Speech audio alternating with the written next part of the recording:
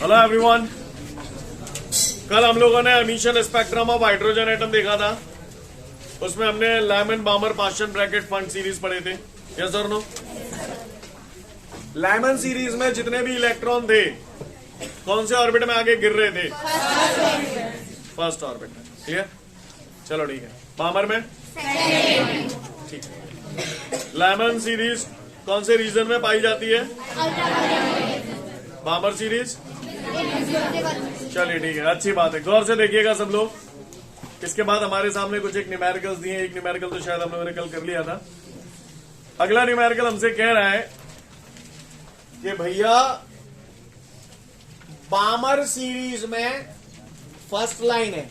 बामर series में first line जो है ना, उसकी वेवलेंथ 6563 एंगस्ट्रॉम है। बामर सीरीज की फर्स्ट लाइन की वेवलेंथ 6563 एंगस्ट्रॉम है। तो लाइमन सीरीज की फर्स्ट लाइन की वेवलेंथ निकालू। ठीक है, सारी चीजें गई भाड़ में। आप बताओ, कल आपने Lyman बामर Paschen bracket fund series पढ़ा था। मैं बात कर रहा हूं बामर सीरीज की। तो बामर सीरीज में सारे इलेक्ट्रॉन जो आके गिरते थे, कौन से में गिरते थे? तो पहला जो था वो कहां से कहां तक गिरा था? थर्ड से सेकंड। वो उसकी कौन सी लाइन है? फर्स्ट। क्लियर? कौन सी लाइन है? For first line of बामर series, for first line of बामर series electron कहां से कहां की तरफ गिरा? थर्ड से सेकंड में, है ना? तो आप बताओ, हमें मालूम है फॉर्मूला होता है 1 lambda is equal to R 1 P square minus 1 N square. यही तो होता है। अब आपने बोला फर्स्ट लाइन चाहिए बामर सीरीज की, तो आपने बोला थर्ड से सेकंड में गिरना चाहिए, राइट? तो बताओ इसमें से किसकी वैल्यू थर्ड लू और किसकी सेकंड लू? क्योंकि हमें मालूम है एन बड़ा होता है पी से। तो इसमें इसके लिए n बराबर 3 हो जाएगा और p बराबर 2 हो जाएगा। तो फाइनली कहानी क्या हो जाएगी? 1 लैम्डा। बामर सीरीज के लिए फर्स्ट लाइन के लिए वेवलेंथ उसने दी है आपको 6563 एंगस्ट्रॉम। एंगस्ट्रॉम में ही रख रहा हूं। वैसे अगर आप एंगस्ट्रॉम को बदलना चाहें तो 6563 इंटू 10⁻⁻10 मीटर भी रख सकते हैं। बोलो भैया, मैंने फिलहाल ये एंगस्ट्रॉम में ही रख दिया। Is equal to R 1 P square minus 1 N square. P की जगह क्या लिखूं? 2 का स्क्वायर माइनस 1 एन। आपको स्टेप समझ में आ रही है? Equation number first. कोई दिक्कत? सिम क्लियर? चाहूं तो मैं यहां से वैसे सॉल्व करके रिडबर्ग कांस्टेंट आ सकता है मेरा पहले। क्लियर? ठीक है, पर इन्होंने पहले वेवलेंथ पूछी तो मैं वेवलेंथ निकाल रहा हूं। ठीक है, तो फर्स्ट लाइन बामर सीरीज की जो दी थी, तो उसके लिए ये कहानी आ गई हमारे पास। अब वो कह रहा है लाइमन सीरीज की फर्स्ट लाइन के लिए वेवलेंथ बताइए। तो for first line of Lyman series बताओ भैया क्या मानोगे? पहले तो बताओ लाइमन सीरीज में कहां थे कहां को?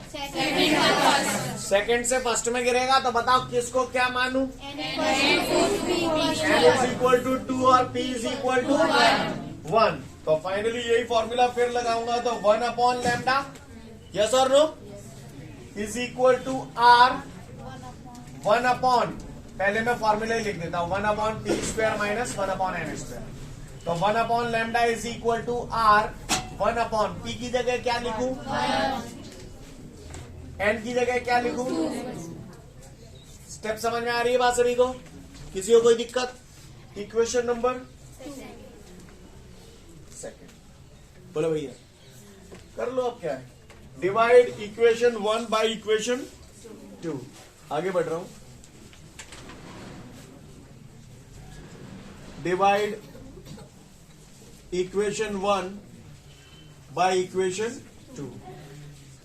तो इक्वेशन 1 ये रही, इक्वेशन 2 ये रही। एलएचएस में एलएचएस का डिवाइड करूंगा तो 1/6563 angstrom divided by 1 lambda, yes और नो, इज इक्वल टू, अब आरएचएस रख रहा हूं तो आर 1/4 माइनस 1/9 एग्री करते हैं? यहां पर आ जाएगा R 1/1 माइनस 1/4। R से R कैंसिल हो जाएगा, ये लैम्डा कहां पहुंच जाएगा? 6563 एंगस्ट्रॉम कहां आ जाएंगे? तो lambda upon 6563 angstrom is equal to, अब आप इसे सॉल्व कर लेंगे? बोले भैया, मेरे ख्याल से अब तो आप लोग सॉल्व कर सकते हैं। डायरेक्ट आंसर लिख दूं? बोले भैया वेवलेंथ कितना आ रहा है? 1215.4 एंगस्ट्रॉम। क्लियर है? कहानी समझ में आ रही है आप लोगों को? क्लियर? ये हमारा वेवलेंथ आ गया लाइमन सीरीज के लिए। अब उसने रिडबर्ग कांस्टेंट भी पूछा है, तो आगे मैं रिडबर्ग कांस्टेंट निकाल रहा हूं। तो बाय इक्वेशन फर्स्ट मुझे दिख रही है, तो 1/6563 एंगस्ट्रॉम को 10 की पावर -10 लिख दूं, is equal to R 1/4 minus 1/9। Solve कर लेंगे। अब इसको सॉल्व करेंगे, आपका आ जाएगा रिडबर्ग कांस्टेंट। वैसे भी हमें मालूम है 1.1 इंटू 10 टू दी पावर 7, यही दिया है। Note it down.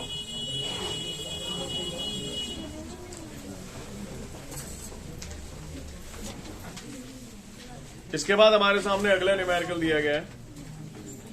अगले न्यूमेरिकल में वो मुझसे कह रहा है कि energy of electron in the nth orbit is -13.6/n² electron volt.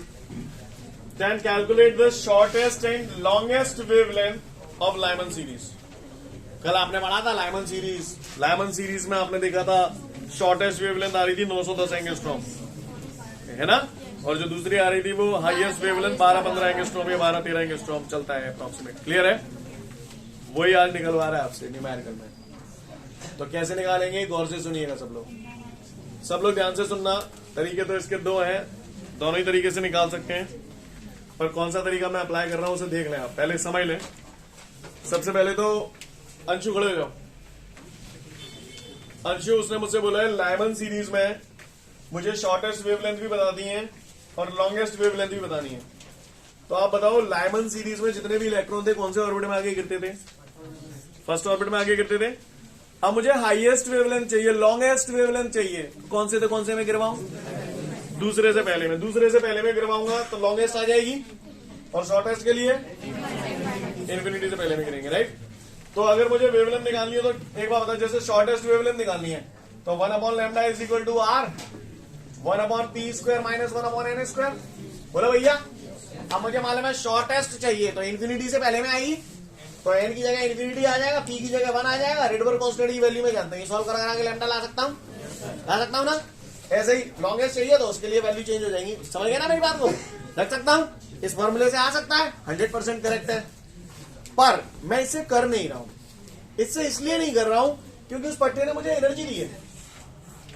उसने मुझे क्या दिया? एनर्जी। करने को आप इससे भी कर सकते हैं, करेक्ट है, कोई दिक्कत नहीं है, लेकिन चूंकि उसने एनर्जी दी है तो मैं इस एनर्जी का सदुपयोग करूंगा। तो मैं करूं शुरुआत। तो सबसे पहले for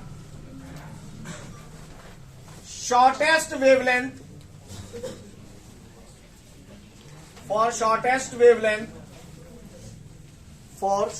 wavelength in Lyman series. तो लाइमन सीरीज में भैया शॉर्टेस्ट वेवलेंथ चाहिए आपको, तो कौन से में करना चाहिए? इन्फिनिटी से फर्स्ट में। तो मुझे मालूम है ई इन्फिनिटी माइनस, बोलो भैया, जो एनर्जी एमिट या एब्जॉर्ब होती है वो दोनों ऑर्बिट्स की एनर्जी डिफरेंस के बराबर ही तो होता है। बोले भैया, इज इक्वल टू ये क्या हो गया? Delta E. आपको स्टेप समझ में आया कि नहीं आया, पहले तो मुझे ये बता। है किसी को कोई दिक्कत? सीन क्लियर है? तो बस खत्म कहानी। एनवे ऑर्बिट की मुझे पता है, इनफाइनाइट वाला ऑर्बिट है तो एन की जगह इनफाइनाइट रखूंगा तो ये क्या आ जाएगा? माइनस का 13.6 अपॉन इन्फिनिटी का स्क्वायर, फिर ये माइनस। अब फर्स्ट ऑर्बिट की एनर्जी निकालनी है तो एन की जगह 1 रखूंगा तो क्या आ जाएगा? माइनस 13.6 अपॉन 1 का स्क्वायर। क्लियर है? डेल्टा ई एनर्जी है, एनर्जी ई बराबर एच न्यू और न्यू बराबर C upon lambda is equal to infinity का स्क्वायर इन्फिनिटी अपॉन में इन्फिनिटी आ गया तो ये कितना हो गया? 0। तो 0 लिखू, माइनस माइनस प्लस लिखू, केवल 13.6 क्या? Electron volt. Electron volt, electron volt की जगह उठा के मैंने क्या लिख दिया? सी क्लियर है? अब आपको लैम्डा चाहिए तो एच आप लोग जानते हो 6.62 इंटू 10 टू द पावर -34, सी हो गया 3 इंटू 10 टू द पावर 8, ये पूरा टर्म नीचे ले आया तो ये हो जाएगा 13.6 into 1.6 into 10 to the power -19 is equal to हो गया लैम्डा। कहानी समझ में आ रही है आप सभी को? तो इस पूरे को जब आप सॉल्व करेंगे तो लैम्डा इज इक्वल टू कितना दे रहा है आपको? 910 एंगस्ट्रॉम दे रहा है। अब आपका आंसर आएगा ये, जो कि अपन ने चेंज कर लिया है ना। सीन क्लियर है सभी को? कोई दिक्कत? अच्छा, फॉर द हाईएस्ट वेवलेंथ या लॉन्गेस्ट वेवलेंथ क्या करूंगा? For longest wavelength, for longest wavelength in Lyman series बताओ डेल्टा ई बराबर क्या लिखो? E2 minus E1। Delta E की जगह फिर वही एच न्यू, न्यू की जगह सी अपॉन लैम्डा। समझ में आ रहा है? E2 तो -13.6 अपॉन 2 का स्क्वायर -13.6 अपॉन 1 का स्क्वायर। अब तो सॉल्व कर लोगे इसको? बोलो भैया।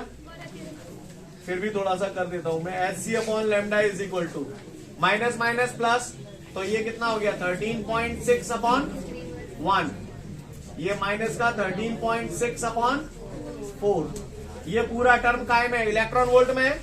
इलेक्ट्रॉन वोल्ट की जगह क्या लिख दूं? अब तो कर लेंगे। एच ओ सी की वैल्यू आप जानते हो, तो लैम्डा इज इक्वल टू कितना आ रहा है? 1213 एंगस्ट्रॉम। सीन क्लियर है सभी को? कोई दिक्कत? Note it down. इसके बाद हमारे सामने अगला क्वेश्चन है, डिफाइन एक्साइटेशन एनर्जी। तबर्रो बच जाते हो तो एक्साइटेड है जाते। क्लियर? तो वहां पर जब पढ़ा तो आपने उस एनर्जी को एब्जॉर्ब किया और आप एक्साइटेड हो गए। ये सर नो? और कई बार आप लोग एक्साइटेड हो जाते हो, घर छोड़ के निकल लेते हो। वो बात आ रही है कि शाम को लौट के वापस आ जाते हो, पर आप समझ रहे ना एक्साइटेड? गौर से देखिएगा, एक्साइटेशन एनर्जी क्या होती है हम लोगों को ध्यान से समझना है। बच्चों ये न्यूक्लियस है। न्यूक्लियस, न्यूक्लियस के चारों तरफ ये ऑर्बिट्स हैं। बोले भैया क्यों, कितने ऑर्बिट होते हैं? अच्छा, इनफाइनाइट ऑर्बिट होते हैं।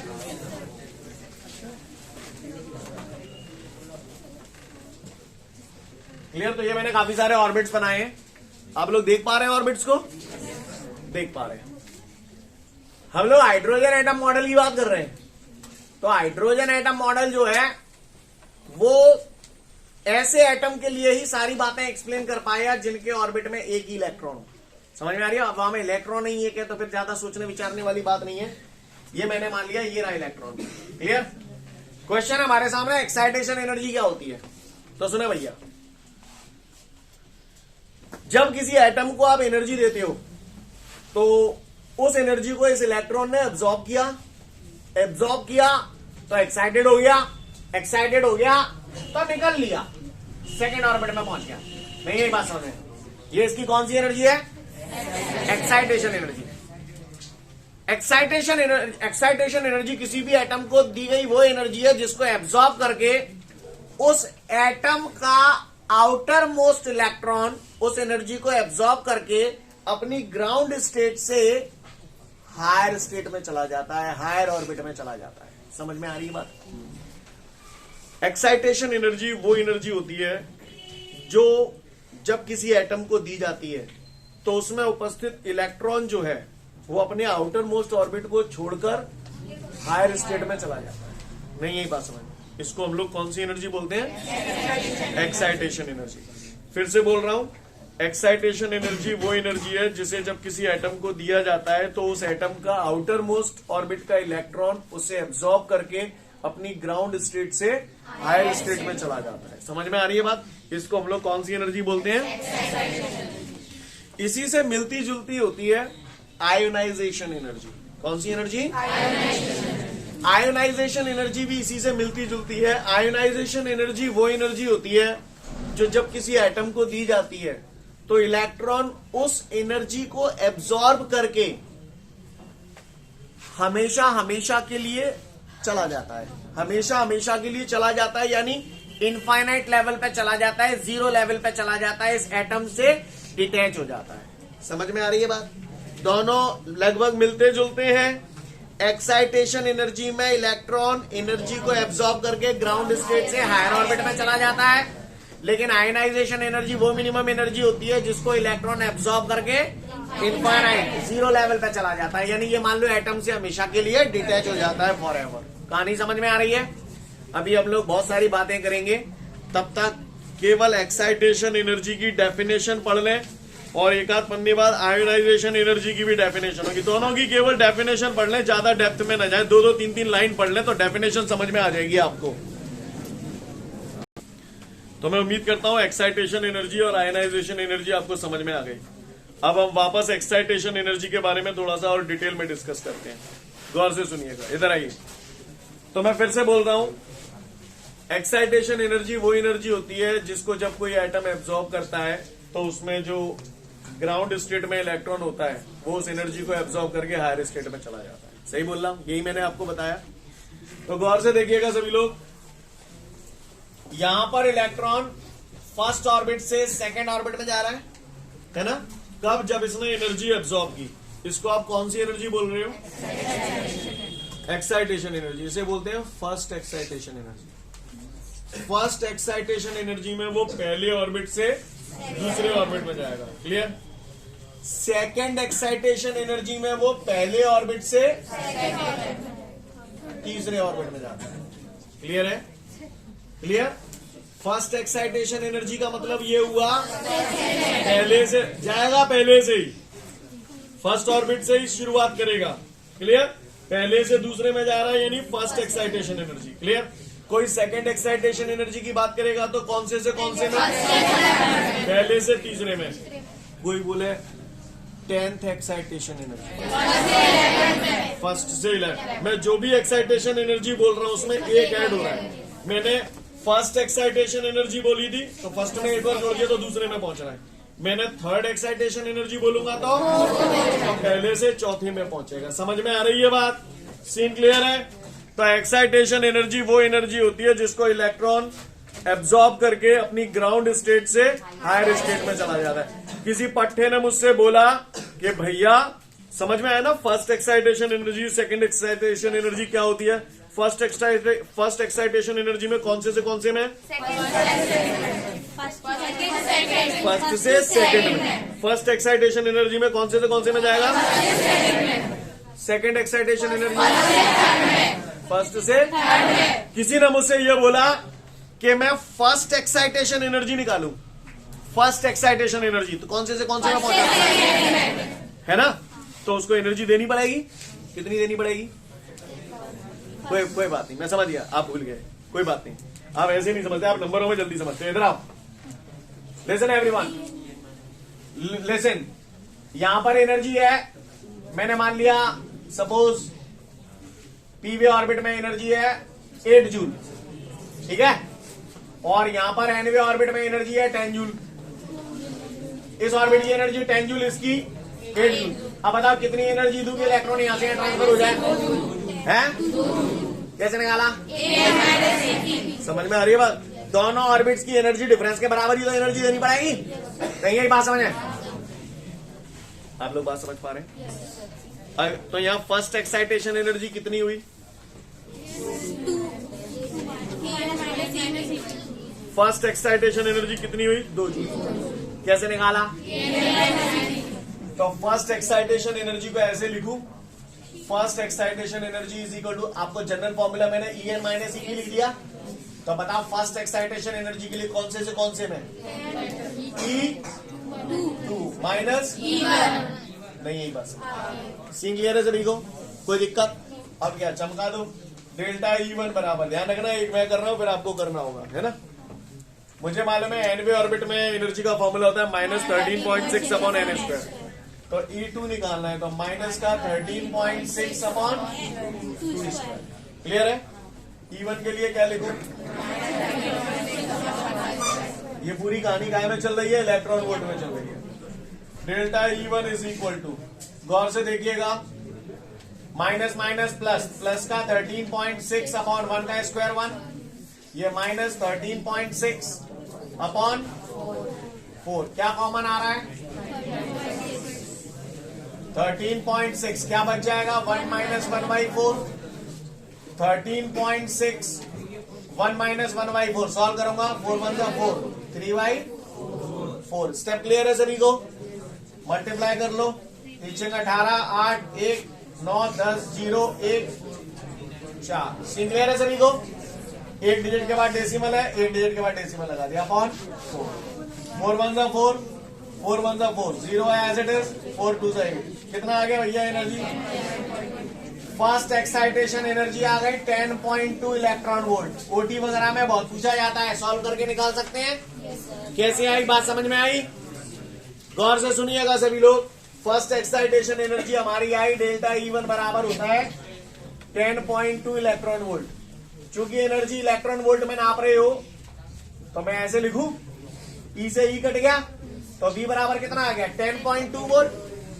अगर कोई पूछे फर्स्ट एक्साइटेशन एनर्जी कितनी है तो 10.2 इलेक्ट्रॉन वोल्ट, और अगर कोई पूछे फर्स्ट एक्साइटेशन पोटेंशियल कितना है तो 10.2 वोल्ट। बस इलेक्ट्रॉन वोल्ट में से ये हट जाता है, वोल्टेज वही आता है। समझ में आ रही है मेरी बात? तो फर्स्ट एक्साइटेशन पोटेंशियल कितना हुआ? 10.2 वोल्ट। फर्स्ट एक्साइटेशन एनर्जी कितनी हुई? कैसे आया? समझ में आई बात? अगर किसी ने आपको बोल दिया सेकेंड एक्साइटेशन एनर्जी निकालिए, अब आप बताओ क्या करोगे? तो जल्दी से फटाफट मुझे निकाल के बताओ second excitation energy. Come on, चलिए देखते हैं। जिन लोगों ने कर लिया बहुत सुंदर बात है, जिन लोगों ने नहीं किया इधर देखें। सेकेंड एक्साइटेशन एनर्जी निकालनी है तो बताओ कौन से कौन से में जाएगा? फर्स्ट से थर्ड में जाएगा तो E3 माइनस E1। तो delta E2 is equal to third orbit में एनर्जी तो माइनस 13.6 अपॉन, थोड़ा डायरेक्ट खेलू, 3 का स्क्वायर 9 कर लू, माइनस 13.6 फर्स्ट ऑर्बिट में 1 का स्क्वायर 1 कर लू, तो delta E2 is equal to, चलो माइनस माइनस प्लस, तो 13.6 माइनस 13.6 अपॉन 9। अब तो सॉल्व कर लोगे आगे? क्लियर? तो इसको जब आप सॉल्व करोगे तो सेकंड एक्साइटेशन एनर्जी आपकी आ रही है 12.1 इलेक्ट्रॉन वोल्ट। बोलो भैया। और अगर किसी ने पूछ लिया कि सेकंड एक्साइटेशन पोटेंशियल कितना होगा तो क्या कहोगे? 12.1 वोल्ट। जो मैंने बोला समझ में आया? किसी को कोई दिक्कत? अब एक बात बताओ, मुझे आयनाइजेशन एनर्जी निकालनी है। हाइड्रोजन एटम के लिए आयनाइजेशन एनर्जी निकालनी है, तो बताओ मैं क्या करूं? Delta E is equal to क्या करूं? E इनफाइनाइट माइनस शाबाश, वेरी गुड, समझ में आया? इसी तरीके से इसको भी सॉल्व कर लेंगे हम लोग। तो कुछ मत करो, सबसे पहले आप लोग जो एक्साइटेशन एनर्जी के बाद नोट लिखा है उसको तसल्ली से पढ़ लो, पूरा समझ जाओगे आप लोग। क्लियर? तो मैं उम्मीद करता हूं सबको ये फर्स्ट एक्साइटेशन एनर्जी क्या होती है, सेकंड एक्साइटेशन एनर्जी क्या होती है, सब समझ में आ रहा है आपको। इसके बाद आयनाइजेशन एनर्जी, तो आयनाइजेशन एनर्जी में मुझे मालूम है इलेक्ट्रॉन फर्स्ट ऑर्बिट से सीधे इनफाइनाइट में चला जाता है, तो आयनाइजेशन एनर्जी निकालनी है तो इनफिनिटी माइनस E1। सॉल्व कर सकता हूं इसको अब मैं? करो, सॉल्व करो, खुद से करो, बताओ क्या आएगा। सॉल्व करो। हाँ क्लियर? तो देख लो फटाफट, आयनाइजेशन एनर्जी के बाद जो लिखा हुआ है सब समझ जाओगे। ठीक है, तो फिर आज के लिए पर्याप्त है, कल मिलते हैं। Thank you everyone, have a great day to all of you guys. जय हिंद।